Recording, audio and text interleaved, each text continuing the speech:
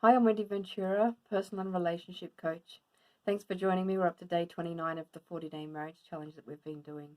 Today we're talking about managing finances, but I'd love to hear how you went yesterday with the love languages. I really enjoyed that challenge, just being reminded of my spouse's love languages. The way he likes to receive love is through acts of service and receiving gifts, also some words of affirmation, but just a simple little thing like filling up his travel coffee mug before he goes to work is really meaningful to him.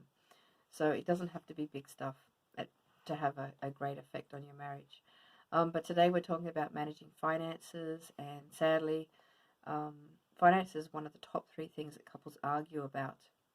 And really, what it comes down to at the end of the day is not really the money, it's more how it's making the spouse feel.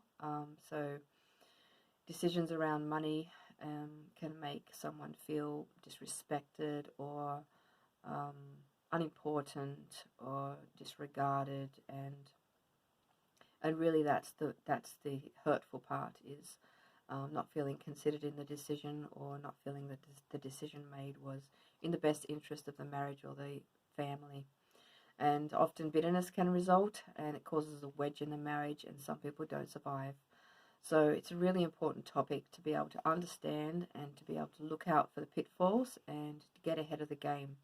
So the challenge is to seek God's wisdom in decision making and how best to use the gifts that God's given us to be good stewards of that, and discuss your values around finances. Sometimes we're unaware of what our spouse values and what's driving their decisions, and we can often misunderstand that and make it mean something that it's not.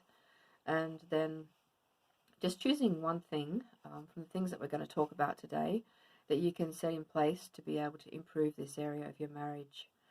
Um, the decisions that we make around finances really do impact our marriage and our family and the course of our life. And I know way back in the beginning of our marriage, we had to make a decision after we had our first child whether I would go back to work or whether I would be a stay-at-home mum.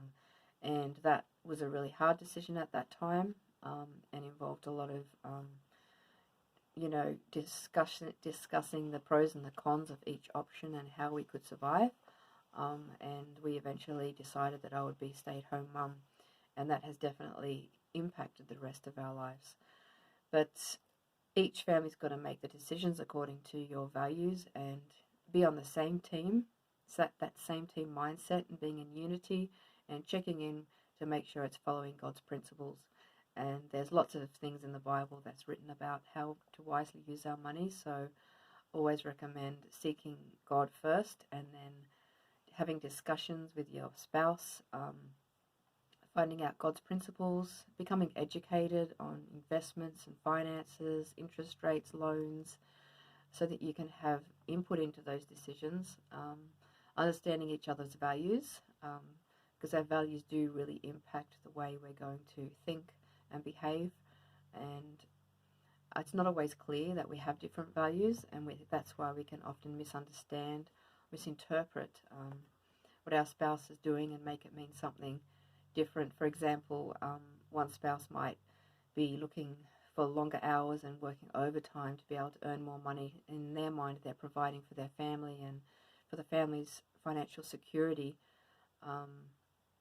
But the other spouse may value quality time and become resentful that the spouse is never home and not spending time with them. So it can really cause division and conflict. Also, understanding our needs and wants. There is a difference, but sometimes our needs are not clear. Physical needs are a lot easier to understand, but there's also emotional needs, and these often stem from our values. And just distinguishing that, and then just making sure everything's in alignment with our purpose and our family vision, goals, objectives. Um, those things will determine the way we choose to spend money, and that leads into then creating a budget, in making sure that the money is going where we want it to. I always recommend having joint bank accounts for accountability and transparency. Keep records of your money so you know where your money's going and what you're spending it on. Um, have some guidelines around spending money. We sort of have an unspoken guideline that anytime we're going to spend over $100, that's sort of worthy of a discussion first. Just seek unity.